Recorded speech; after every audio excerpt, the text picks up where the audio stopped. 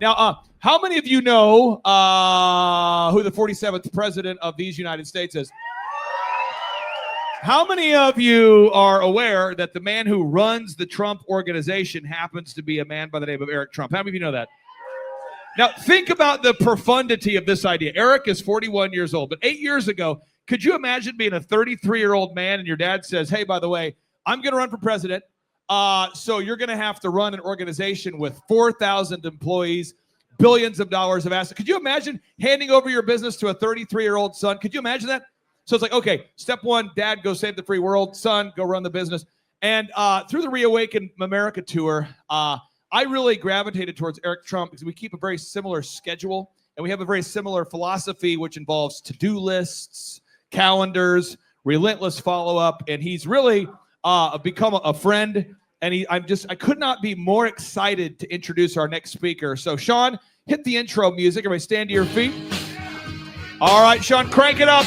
And now, ladies and gentlemen, family and friends, without any further ado, we have got the husband of Laura Trump, an incredible father, a great American, my brother from another mother, and the son of the 47th president of these United States. I think he's here. If he's not, it'll get very awkward. Ladies and gentlemen, please stand to your feet and greet the man with the plan, Eric Trump!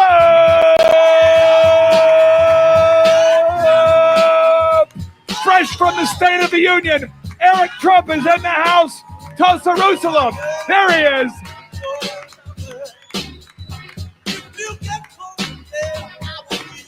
He's here. Yes, Eric, I'll give you the hot mic. Here you go. Look at you. So, guys, I was here, when was I last year? What, 2 months ago? 3 months ago? None of this was built. This is incredible. The amount of work you did in here is like wild. And by the way, in typical Clay fashion, he sold every square inch of this place, right? So he's a hell of a businessman. I'm very impressed, Clay. Well, we're going to do kind of a Q&A, so you guys can grab a seat if you want here. We'll do a little Q&A. And what I told Eric is I said, Eric, I really wanted to have you come talk about business. And so we're going to try to do today, the ground rules are, although we all may have geopolitical concerns, we're going to focus on just business. And I'm going to try to tap into your brain. We're going to try to tap into your brain during a 90-minute. We'll do 2 45-minute sessions, and then we'll let you get back to saving the free world while running the company. So question number one I have, what time do you typically wake up or in a typical day as you're running the Trump organization? About 5 every morning. Typically, I'm up at 5, in the gym somewhere around 6, work out for about an hour, grab as much protein as I can, eat it, and go over to the office. So that's generally my morning. So then how does your day look? A typical day now, you're 41 years old, you're running the organization, you got kids, you got an incredible wife, what does it look like now? Yeah. You know, I think days morph over the years, right? I think schedules change, and I think that's a positive and maybe a negative in certain ways. I'm a person who actually believes in great consistency. I try, but I was on a campaign trail for 6 months. So now for the first time, it's kind of nice to come home and, take your kids to school once in a while, pick them up once in a while, right? I mean, that's important. You got to get a little bit of family time in there. And before kids, I was in probably the office a lot earlier than I ever was. And now you try and give back to them a little bit, especially when, for the first 5 and 7 years of their life, respectively, I was probably away a lot more than I think you'd want as a parent. And I think that's something that every parent probably grapples with. It's, how can you be successful here? How can you be successful here? How can you give them time? How can you give your company time? And, in my case, thousands of employees that we have all over the world. And, I always lived in almost a state of guilt, which was, if I was with my kids, I was away from our team. If I was with my team, I was away from the kids, right? And that's probably something that everybody in here balances in some way, shape, or form. But I do. I try and make the time to take the kids to school, hold my son's hand on the way there. And it might be 10 minutes to take him, 15 minutes to take him, but I think that means a lot. And so if I get to the office at 8:30, that's typically why, because I'm, typically trying to spend a couple minutes with them. But, family's super important. And, oftentimes that jives with small business and just business in general. It really does. There's only so many hours in a day. It's impossible to be everywhere and everything to every person. And it's probably the things that the people in here struggle with the most. Now, your dad, my understanding is, and I don't want to butcher the story, but I believe your dad still messes with you by calling you sometimes like at 5 a.m. or pre-5 a.m. just to see if you're awake. Is this walk us through what is that like having Donald J. Trump as your father? Well, it got really bad, right, for a while because there was like a Cold War in our family, and he would do that. He'd call me at like 4:50 in the morning. Honey, are you awake?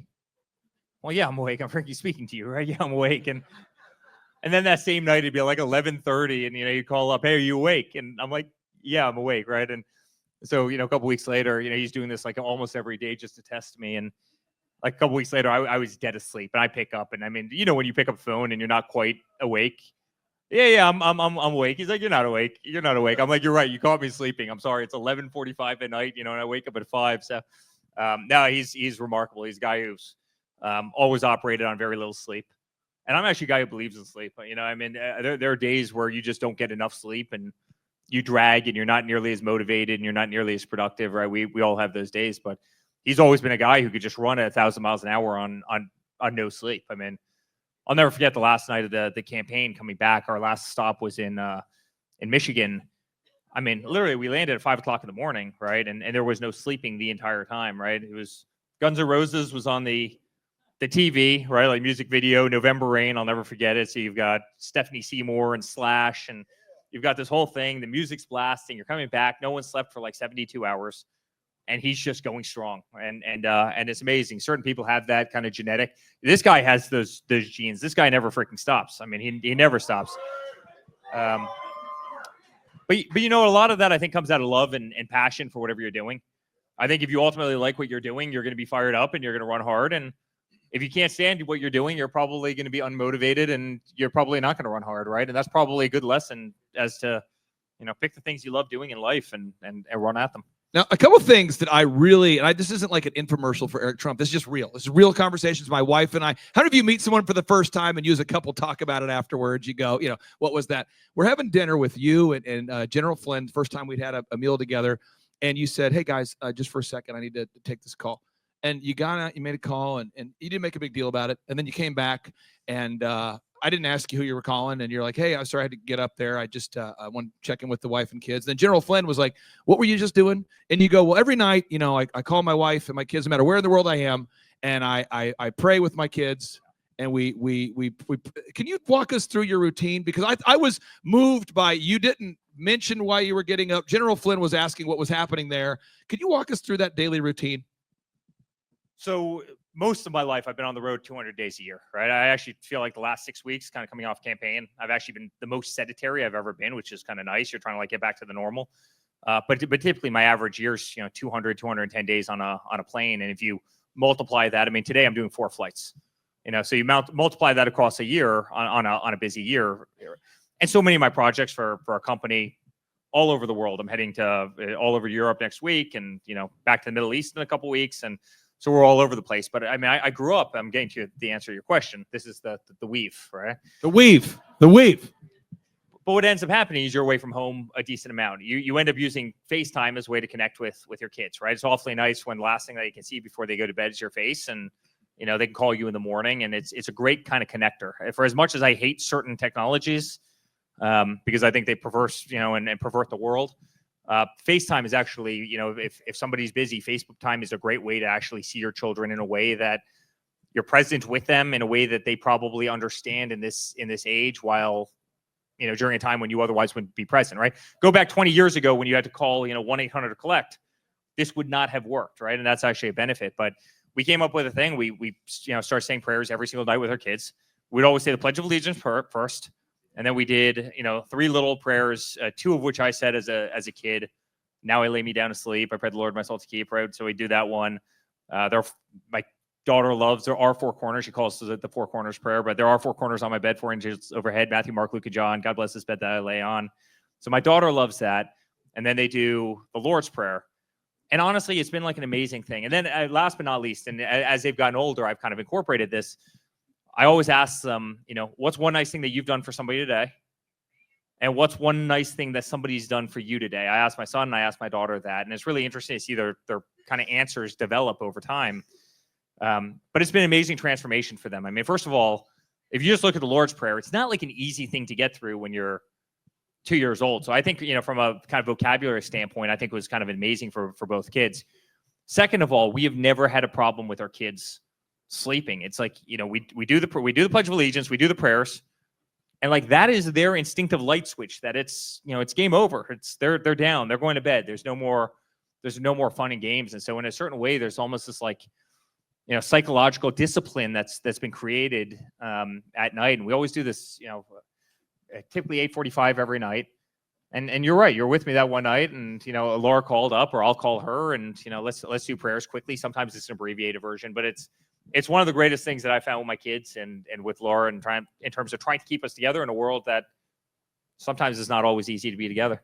There's a print piece I put up over there by my desk, and it says, I have not approved this message, but I might after I've looked at it, Eric Trump. Because that to me is sort of what you would say. You're a very high standards guy. You have very high standards, but you're also a very compassionate guy. And I just want to tell you my little Eric story. I met you at one of the golf courses there near where you live.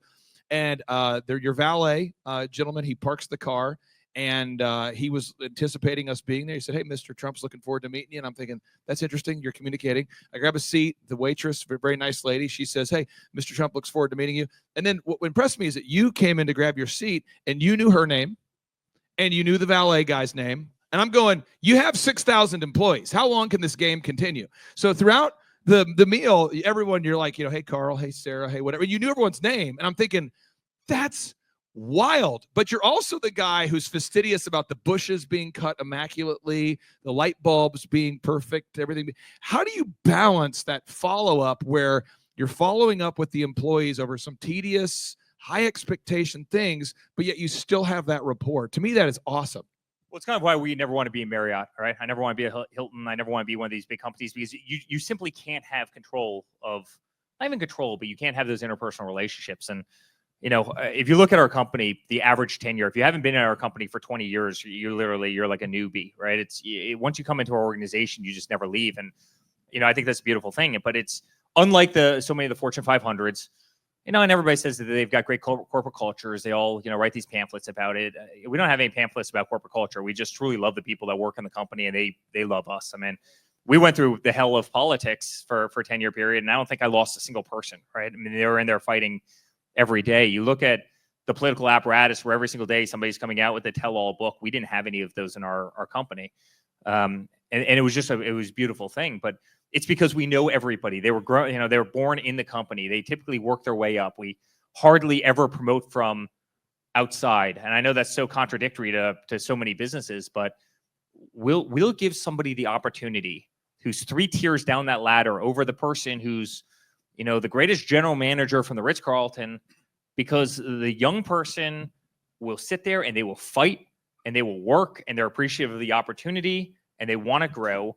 If all of a sudden you've got this organization where, every single time a new job opportunity comes up, somebody from the outside who's never worked for the company, who's never kind of spilled that blood, sweat, and tears, who have never put in the hours, who have never tried to go the extra yard, if every single time they're usurped for a person from the outside that doesn't have that camaraderie, you grow a lot of disgruntled people, and they end up leaving because they realize that their time frame is short, or they'll never get to ultimately where they want, right? And so it actually creates greater turnover. And so many of the people in the company, you ask how do you know them all?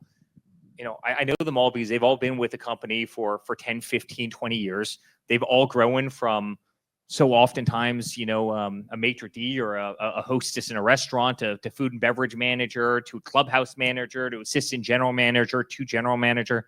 I mean, we have drivers in the company, people that used to literally drive us to school, drive my father around New York, who, are in charge of some of the biggest buildings in the world. And I'll give you an example. Trump Las Vegas, there's a guy named Brian Boudreau. He literally, when I was 6 years old, he used to take me to school. He'd drive my father around, and we started building this project, and we needed somebody to bring architects out to Las Vegas. And guess what? This guy always had his hand up. You know what? I'll take them out there.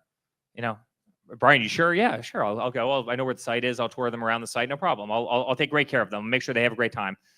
2 weeks later, he's taking the bankers. Yeah, sure. I'll take the people who are going to finance the construction of this project. I'll take them out there, right? He always had his hand up. And hey, you need to go find contractors to build this thing. Oh, I'll go line up all the best contractors. No problem. I'll show them the site. I've already been in touch with the architects and how to put all the pieces together. They just always had their hand up. And so, long story short, we built that building. Brian Boudreau started as driver, no college education. On paper, any Fortune 500 company would have overlooked him. He had street smarts. He had drive. I mean, he just never ever stopped. People loved him. Finished the building ahead of schedule, ahead of budget.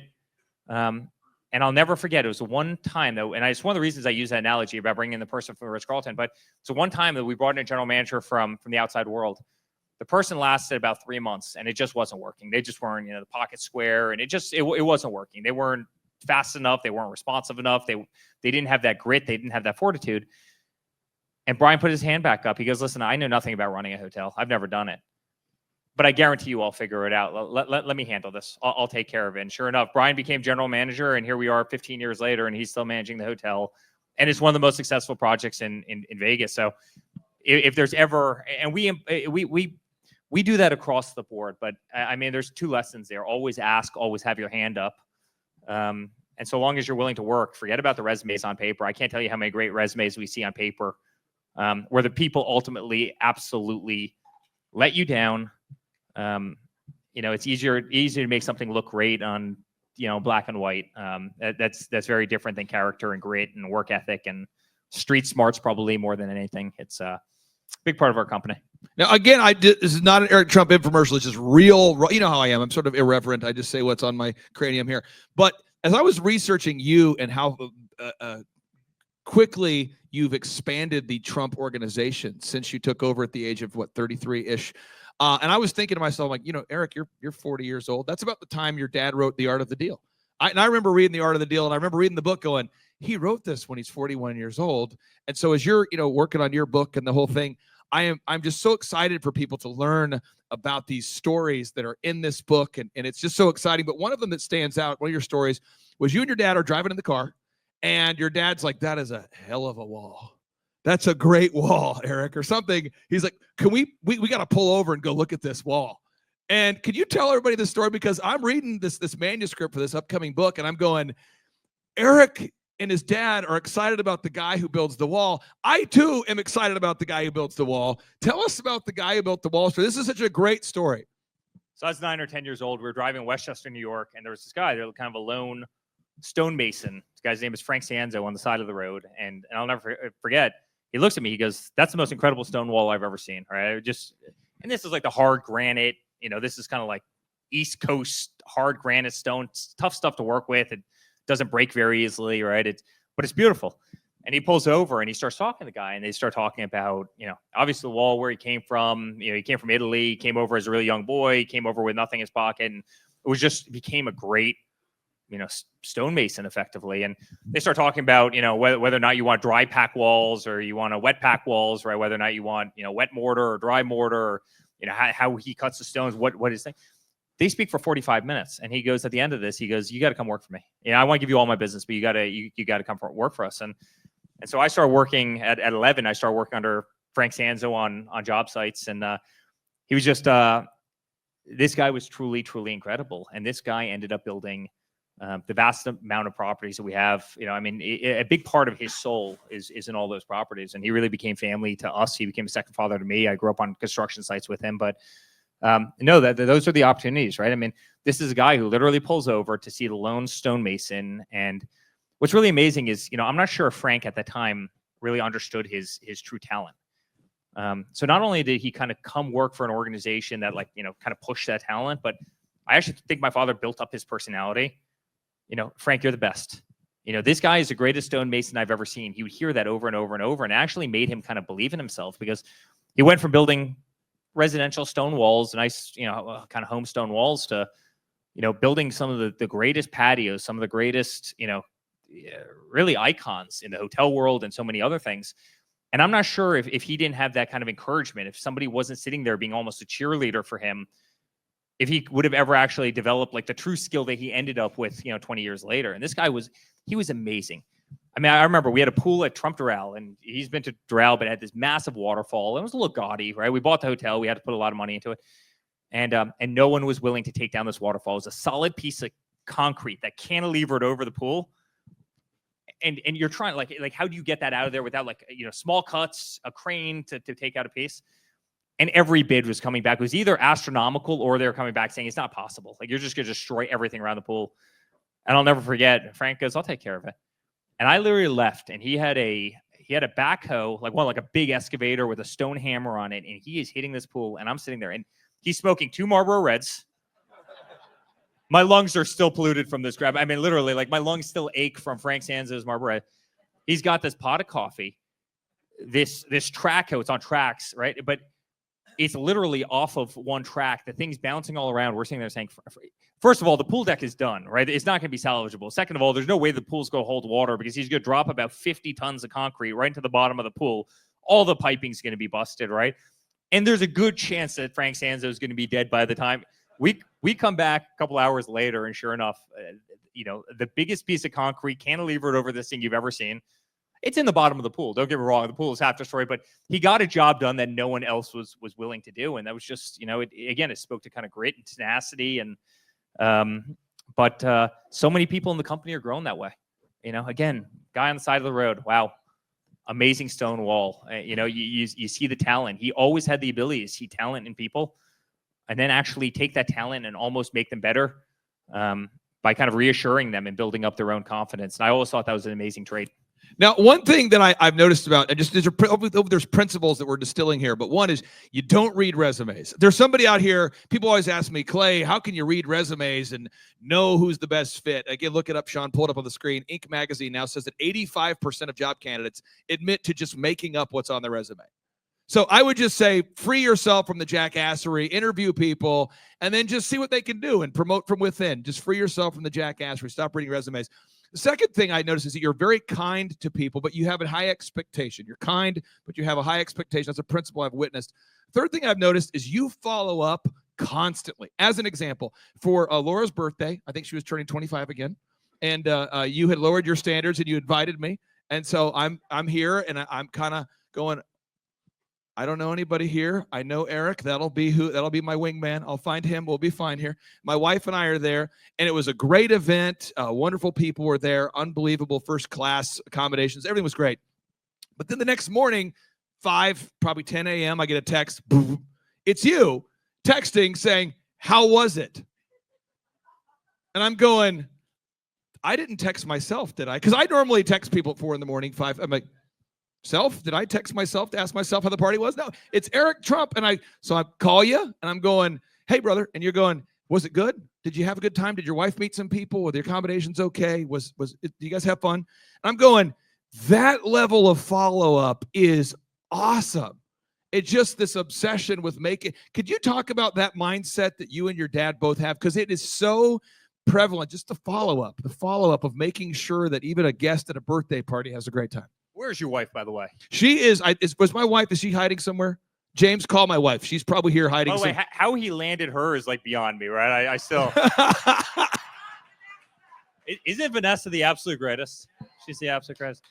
Honestly, I actually think follow-up is almost one of the hardest things for me, right? I get bombarded. Every single person here does. This is not a problem unique to me, but every single one of us gets thousands of text messages. We get thousands of emails. Half of it's spam, half of it's junk. 3/4 of the time, if you're in business, is somebody asking you for a favor, which they probably wouldn't pay back to you if right. I mean, you deal with this every single day, and I think given how many different mediums there are of social media now, then you've got people asking you for things on Twitter and Instagram and Facebook, right? And and then you have Signal and you have WhatsApp and you have all the different chats, and then you've got Facebook Messenger, and it's almost become so dilutive to time, that I think one of the hardest things in modern day life is actually trying to keep up and be responsive, all because, you no longer, back in the day, okay, you could call somebody and that was the expectation, you'd call, but now there's 50 different forms of getting in touch with people. Like, are you on WhatsApp or are you not? Is that how you are you communicating as a high school friend through Facebook or not? Do I have to go check 9 of these things every single day?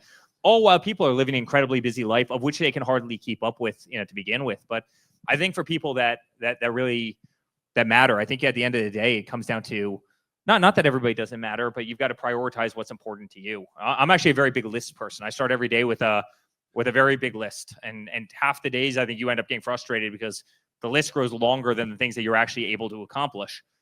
But what I always do is I always take an arrow and I always put objects at the top of the list that actually matter to me. So the first things that you get to are the things that ultimately either influence your life or what you want to accomplish, or the things that are ultimately important to your company, right? Those rise to the top.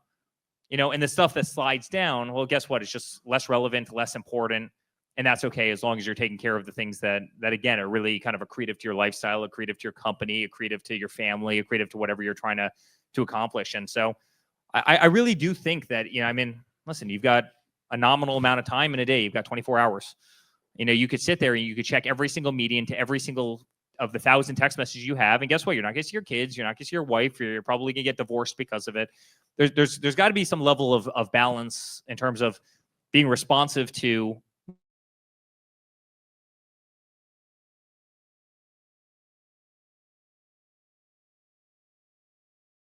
and finding that balance. And it's tricky because no one wants to insult people. No one wants to not be that person for every single, but at the same time, you have responsibilities in your own life. And I try and get to the people who I love the most the first.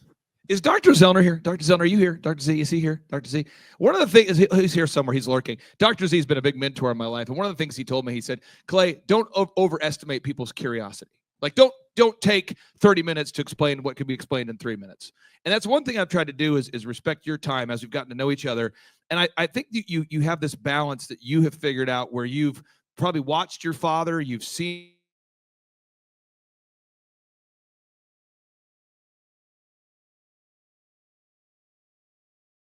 your dad. You're not building Legos with your dad, but you're actually building buildings with your dad at a young age. Like your dad, you weren't probably, your dad wasn't at your basketball games, but yet you're playing video games with Michael Jackson while your dad's talking about building a building. And could you maybe just talk about the Trump experience of just being raised? Like, what was that like having him as your dad? Jesus, how much time do you have?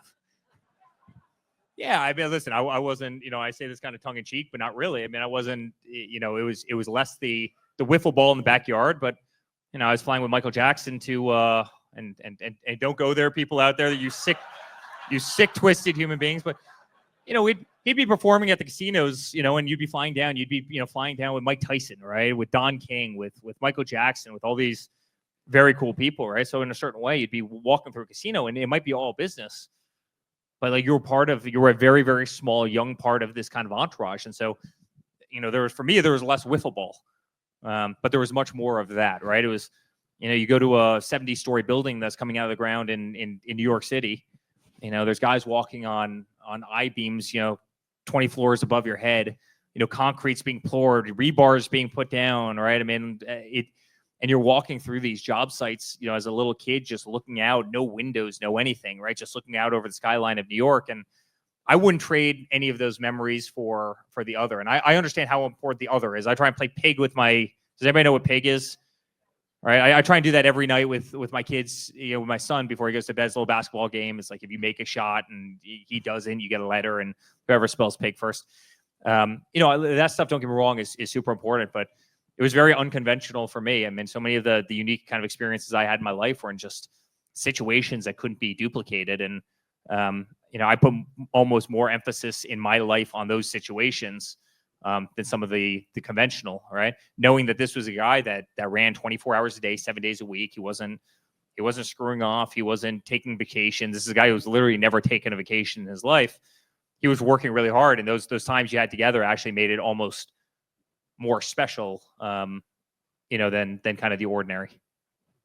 Now, this is a question I have for you. I want to share a little story. One thing, this just in for those of you who aren't aware, I represent the far right regions of Christianity. Okay, so I'm like a very literal Bible guy. And you joined the Reawaken tour, and you were open to, we had Dr. Rashid Buttar on the stage, who was Muslim. You had Dr. Zelenko, who's Jewish. Your brother-in-law is obviously Jewish. You now have an international company all over the world, all different faiths, all different backgrounds. What is your approach to dealing with all the different faiths, all the different backgrounds? Because I am like this unapologetic Christian guy, but I see you get along with people that have different faiths and different backgrounds, and your organization is all over the world. What is your approach to just in the workplace, dealing with different faiths, different worldviews? How do you approach that? That's very simple. I like good people. For me, it's clearly I'm a Christian. I just told you about the prayers I say every night, but I can't tell you how many, great Jewish people we have in our organization, great Muslims we have in our organization, great Christians, great atheists, a lot of it. But I just care about good people. I like people with heart and soul. I like people who truly care. And you can flush that out in a person very, very quickly, right? To me, it doesn't make any difference whatsoever. Like, in life, I believe in happiness in society, right? At the end of the day, it's kind of my guiding force, right? And that's the political view of mine, but that's also it's probably a moral view and maybe a religious view. If people are happy in society, you've got a great society, right? And at the end of the day, I think we should tailor our actions toward happiness. And how do you have happiness? Well, you have a great job, you have a great work environment, you have a great government, you get great education, right? You're safe.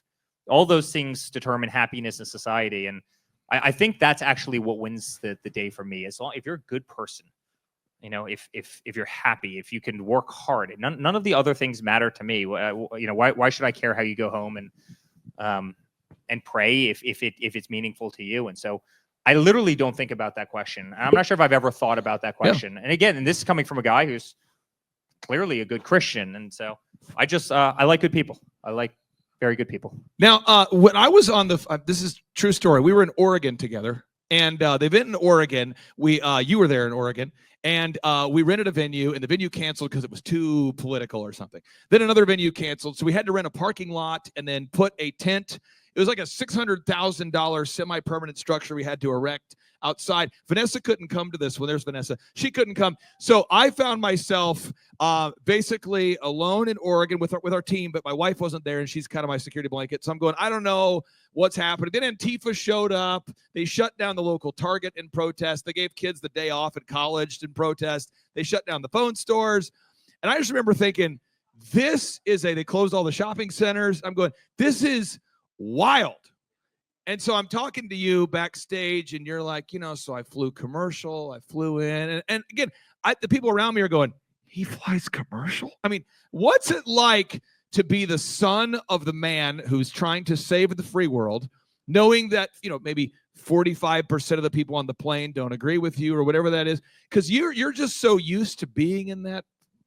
You were a very calming, steadying voice to a lot of the speakers behind the stage, telling them, guys, this will be fine. Don't worry about Antifa. We'll be fine. But what's it like just living through that every day? Well, by the way, go back a little bit. Clay calls me about 3 days before. He goes, yeah, we're going to have Antifa all over this event. Are you sure you want to come? I go, I told you I was going to be there. I'm going to be there, Clay. I'm going to. Now, Secret Service, and by the way, we love the men and women of the Secret Service. They're the greatest. They would not have been thrilled about this event. Literally, Antifa was trying to march. This was in Portland, right? Let's put this in perspective. Yep. This was in Portland in the height of the madness. And I go, Clay, I told you I was going to be there. I'm going to be there. And so anyway, they started leaving the little spike strips, remember, in the parking lot. Yep. A couple punctured tires, yep. A couple other things. But I finished up the speech. It was unbelievable. I mean, when you go to a very blue district that gets no attention paid to them, right? You wouldn't believe the love that comes out. I know that sounds. It's like they had never seen a Republican come through Portland before, and literally the masses showed up. This tent was overflowing. It was such an amazing event. Anyway, people loved it. People had the greatest time. I had an hour to kill before the flight, so we go to this little restaurant. I'll never forget. It was this German bratwurst place. It was funny, and he has this great security guy that would always take me to and from the airport named Jay, and Jay was ex-Special Forces, and Jay's sitting there looking. He goes, yeah, these people are surrounding this little German sausage place. and he goes, we better get the hell out of here. I go, Jay, we're going to finish our bratwurst or whatever the hell we were eating that night. And he goes, no, we really need to get out of here. I'm like, I don't care if we have to personally fight off every one of these. I won't say it because somebody's filming us, but I don't care how bloody and torn our shirts get, but we are not leaving this damn place. I'm not succumbing to the freaking Antifa people in Portland. And but by the way, I think a little bit of that to me was if you say you're going to do something, do it, right? In life, if you say you're going to do something, do it. And I think 3/4 of the speakers bailed from that event because of what was happening, and it wasn't perfect, but hey, you and I had a great time. Now the other, there's been a few emotional moments that we had there, and I'll bring my wife up here, but I was on the phone with you, and your dad was giving this a little talk in Butler, and I'm on the phone with you. And we're talking, and I'm driving to Grand Lake, and I'm on the phone with you, and then you go, what the? And then the phone dropped, and I could tell the phone was still on, and I'm going, I have no idea what's going on, and out of respect, I just hung up. My wife sends me a text and said, someone just shot Eric's dad. And I remember I just pulled over. James, you were in the car with me. So I pulled over in my van and I just couldn't stop weeping because I felt like I was there with you. I'm on the phone. Next thing you know, I hear you go, what the? And you put the phone down and then I hang up. My wife texts me, says, President Trump's been shot and Eric's dad's been shot. And I'm just like, I don't know what to do with these emotions. So I pulled over. And I just told James, I like to cry alone. That's my move. Like a cat dies alone in the woods. I like to. So I pulled over and I was just like, dear Jesus, please be with President Trump right now. I didn't know he was alive.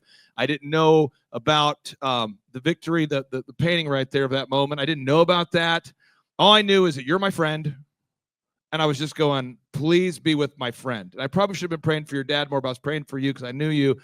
Could you talk about that moment and what that was like watching that? Because I was just praying with you. Everything was in me. And I'll let Vanessa ask you a follow-up question there. But yeah, I remember I was actually I was in New York. I had my kids in my lap, right? We were watching it. I was actually working on an email and I was talking to this guy. And I grew up in doing a lot of competitive shooting. That was always my thing, right? A lot of long-range rifle, a lot of competitive shotgun, and a lot of other things.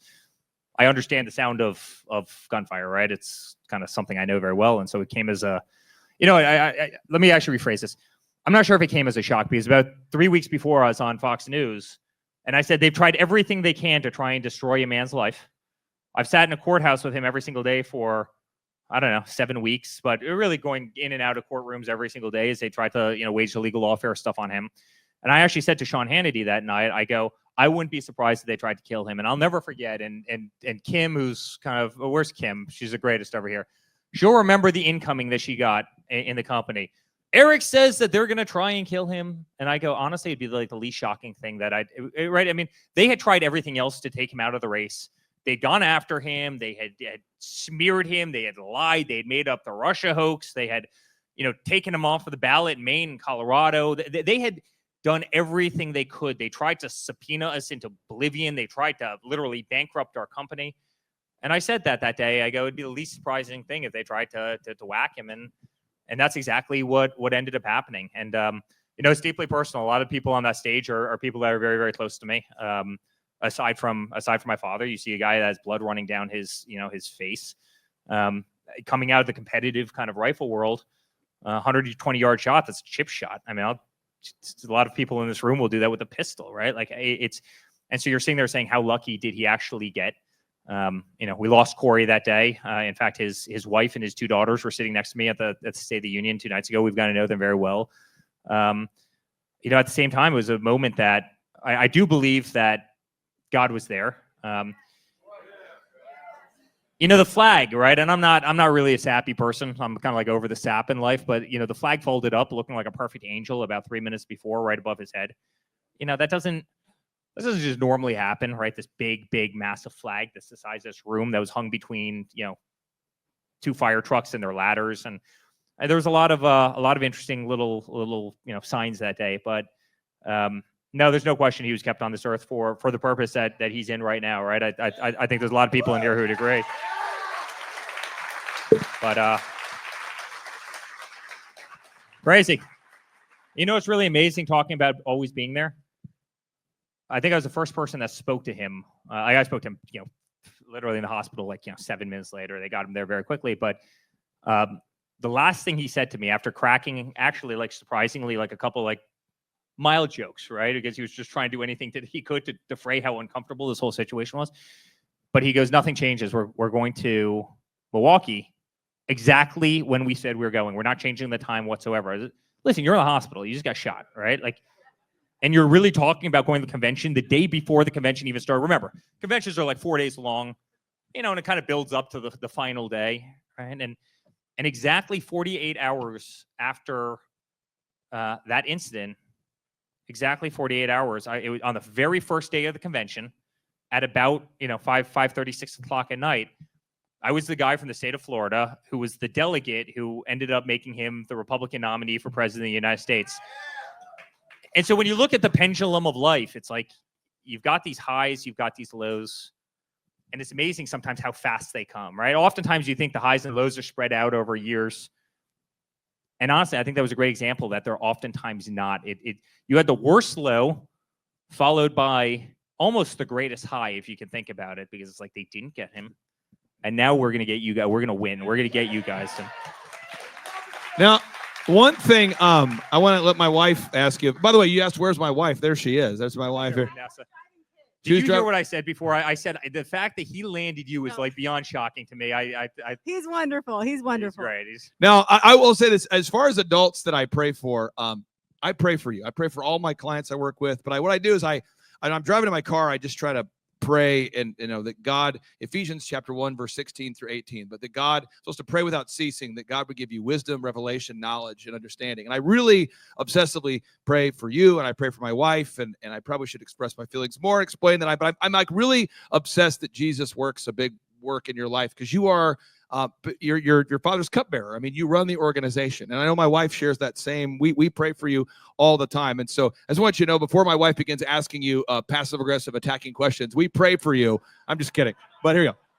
Oh, no, I don't even know what I'm asking. No, I just want to say that we appreciate you guys. When I look at earlier today, I know Clay randomly called me up. I wasn't expecting it, and I just want to say that Clay and I could have never imagined to be in a position where we're even speaking to, you, the president's son. And somehow, as small business coaches in Tulsa, Oklahoma, we were thrust into this position, and I'm very, very, very thankful for it. And I know that God has his hand on you, on Laura, on Vanessa, on Don Jr., on Ivanka, on Jared, on Melania, and on your dad. And it's to fulfill the plans and purposes that God has.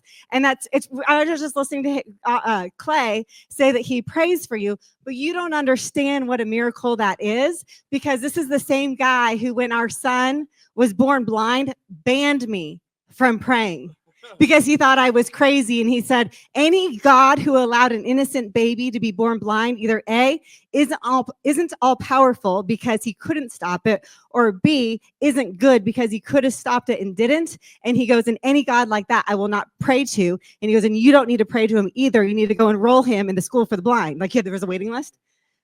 So all I'm saying is that God, I know for a fact, is working through your family. And when there is a moment, whatever that is, that your dad, you, anyone in there is called to do something, you all will know and will not be able to miss it. So. Amen.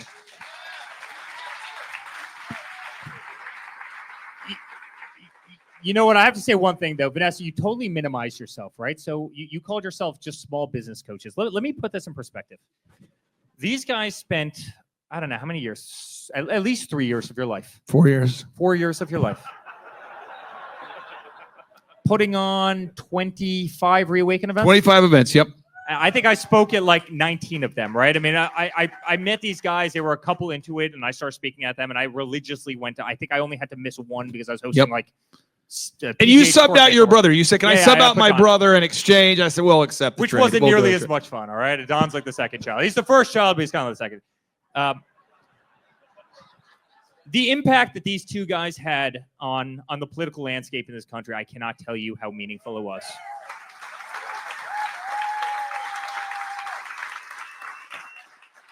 And by the way, I also can't tell you how uncomfortable it was. They went after Clay like he was a dog. They went after the family. They went after the organization. They went after Reawaken. They went after the speakers as if it was a group.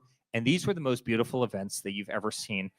I mean, 25 events, thousands and thousands and thousands of people at each one of them. These guys are miraculous. They put their life into it. He never took a plane to any one of them. He drove from here to Portland. If Clay ever asked me to drive from Oklahoma to Portland, I was like, Clay, I'm going to miss one of your events. That much I can promise you. I tried to sell. I called Laura. I said, Laura, you haven't really lived until you've driven from Oklahoma to Portland in a white van. It's got 150,000 original miles on it. You're going to love it. And you turned me down. Hey guys, he got nothing. Well, he did. He got one great thing out of it. He got an unbelievable friendship out of me, and he got an unbelievable respect out of so much of the country who loves him. But these were the most well-attended events. But they sucked the blood and life out. They went after these guys, and he never, ever stopped because he really believed. And honestly, it cost him much more than he made from it. This wasn't a money-making. I mean, Clay really believed he wanted to see this country saved, and he just was relentless in this pursuit. And Vanessa was the same way. I mean, relentless in this pursuit. And I think it's a great lesson. Whatever you believe in, go after, and go after unabashedly. Go after with all the energy that you possibly have in your body. Don't let people deter you. Don't listen to the word no. It's almost the thing that you can credit Elon Musk with the most, right? You know how many people made fun of his little idea of flying rockets to Mars? Every single one. You're never going to do that. It's too expensive. You can't do it. They're never going to let you do it. They're never going to give you the permits, right? And he just didn't care to hear the word no. He only believed in what was ultimately his dream, and he sprinted toward it.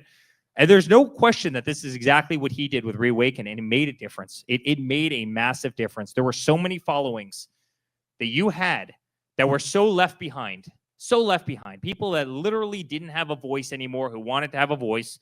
And Clay gave those people that outlet. And so, Vanessa, please never call yourself little small business owners from Tulsa, Oklahoma. You guys were pivotal, and hopefully what will turn out to be one of the greatest victories in American history. Appreciate that. Eric, now I want to make you uncomfortable. No, you're good. You're good. It's a weird thing because I just remember when I watched General Flynn, the stuff he's going through. I'm just like praying for you guys relentlessly. To Vanessa's point, I really didn't believe in the power of prayer until our son was healed at all. And so, it's wild to meet you guys in the flesh, and then to meet you. And I think you're the real deal. And I love that about you. I want to get into the energy thing, the Trump family. You have a certain energy. Your dad is famous for pointing out the lack of energy that certain people had during debates.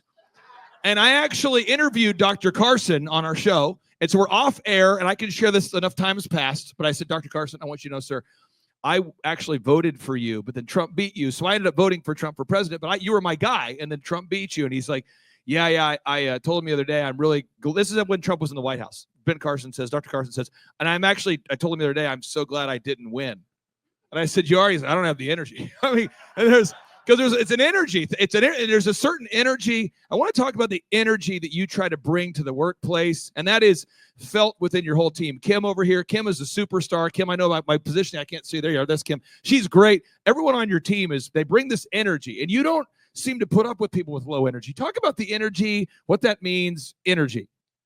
Yeah, listen, energy is everything, guys. And by the way, maybe the two greatest defeats of all time was using that little energy line, right? I mean, the first one was Jeb Bush. Do you remember that? Yeah, I do. Oh, look, Jeb has some energy tonight. It's really great. Look, the guy showed up. Jeb, you move any further to the right, you're going to fall off the stage. I was sitting there just laughing front row, and it was a little awkward. I was kind of friends with his son. And it was like hard to sit next to a guy that you're friends with. It's like, this happens on the stage. The second one was obviously Joe Biden, who had the least energy of all. But listen, guys, energy is, first of all, energy is contagious, right? I mean, I think people are attracted to people with good energy. I can't tell you. There's a flight attendant on Delta coming up here today. She had the best energy you've ever seen. I literally said that to her. I go, you're amazing. Like, you just have people are attracted, I think, to good energy, to positive energy. And then second of all, I think, energy is excitement, right? They're parallels to one another. And I think if you're excited about something, you're more convincing about whatever that is, right? If you're excited to fight the war, if you're excited to rep something, to talk about something, if you're passionate about something, if you're excited, it makes you more excited about whatever topic that is, right? You can take a person that has a different hobby from you, a hobby that you will never enjoy. Take somebody who's really excited about basket weaving. They put enough energy into it. At least you draw a little bit out of that, right? Out of their soul. It's like, this is cool. The person is really into this. They're inspired by something. And I think all of us can appreciate that. And so, listen, energy is critical. It's critical to small business. It's critical to what you do. It's critical to all your customers. And by the way, I really do feel, I don't think energy can be faked. Like, I don't think you can just go around faking the fact that you're into something when you're truly not. There have been plenty of politicians who have tried to do that, and they've all failed. There have been plenty of business leaders who have tried to do that, and guess what? They start missing days, and they start doing this, and they start doing that, and they don't commit themselves the same way. You've got to have energy for whatever you're doing, and I think that's been a big secret to success. Now, sales. And by the way, we're going to open up for some for a little Q&A session from specific people here as well. So, sales. Your family doesn't apologize for selling something. And we have your website pulled up there, the Trump website there. And you guys have, properties all over the world you're developing. And under your leadership, I think the organization may have doubled in size. Maybe I'm getting those numbers wrong. There's almost 6,000 employees. And you guys are hard charging. You're putting up a new tower in Jeddah. I mean, you guys are moving, and you don't apologize for sales. So I want to just, first, you can just share with us a little bit, how large is the Trump organization? And then what's sort of your mindset to unapologetically selling the vision of the new tower or the new project? Or just tell us about the organization. Well, part of it's believing, right? And if you're doing something, we always want to do the best. It's kind of part of our brand. You know, it's either going to be the best or we just choose not to do it because there's kind of no point, right? It's otherwise dilutionary toward, you know, who we are and what we do. But we have an amazing company. I came in early 2006, and we were largely residential buildings, right? That was kind of the, you know, our bread and butter. We had a couple hotels, but largely largely residential. And I saw the greatest 2 years. 2006, 2007 as a developer was amazing. And then 2008, everybody remembers what happened. Countrywide folded, Bank of America, you know, stopped doing end loans. So did Chase, so did everybody else. And you saw the greatest 2 years of kind of prosperity in the real estate world, followed by arguably probably the two worst we've ever seen, and certainly two of the worst we've ever seen in our country's history. You couldn't get end loan financing. I mean, good luck if you had a house in Phoenix, or if you had a house in Las Vegas, or if you had a house here. I mean, there was just no market for it, right? And so it was actually great at the beginning of a career to see how good something could be, quickly followed by how bad, you know, something could be. And we really kind of doubled down at that time. We went out, we had done very, very well. We were under levered at that time. And all of a sudden people started coming to us because we were really good at what we did. They started coming to us in the golf world saying, hey, we've got this incredible piece of land. We don't know how to manage it. You know, our golf club, it's an equity club, but all the board members are fighting. We don't know what the hell we're doing. You know, will you come in and take it over? And, you know, all of a sudden we started just, you know, golf course after golf course, hotel after hotel, buying property after property at 5 cents on the dollar. And we took this portfolio and we literally doubled it in a couple of years, and then tripled it and quadrupled it. And we've never really stopped. And the company's got bigger and bigger.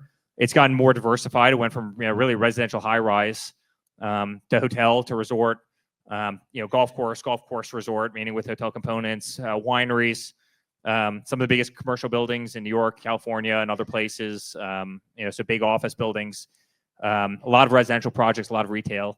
And it's just been fun. We've been adding and adding and adding. And more recently, we've really gone into the crypto space in a very big way, because there's no question that that's kind of the new frontier. I'm glad my man over here likes, but there's no question that's, you know, become the new frontier. And I'm probably spending, you know, 30% of my time in that space. And we've got 23 projects around the world that are under development right now. It's going to be a busy year, a bunch in the Middle East, a bunch in Vietnam, a couple in India, all hotels, golf courses, residential towers. And so we've been kicking butt, and it's been a lot of fun. We're trying to keep our heads above water, but it's been amazing, and we have got a great organization, and everybody's embraced it. And yeah, we're doing great. Now, Eric, with about the 25 minutes we have left with here, what I'm going to do is I'm going to bring up a few people that I have certified as being not crazy. I hope they don't let me down. And they're going to be able to ask you a question. The way it's going to work, if you don't want to answer the question, you can punt, and then I'll throw myself under the bus. But they should ask reasonable questions. So I'm going to bring up Randy Antrican. Can you come up here, Randy? Randy runs a company called PMH. It's a home outdoor living. He builds pergolas, pavilions. This is Randy Antrican. It's a very successful company. He's grown, I think, 8 times since we first met. He's rocking and rolling. PMHOKC.com. What question? I'm going to pass the mic to you. Just make sure you eat the mic. What question would you have for Eric Trump, sir? Wow, on the spot, really. What's your style of managing people? I mean, how do you handle a tough situation with employees? Well, I think it depends. You know, it may be the toughest question. What we try and do is we try not to micromanage.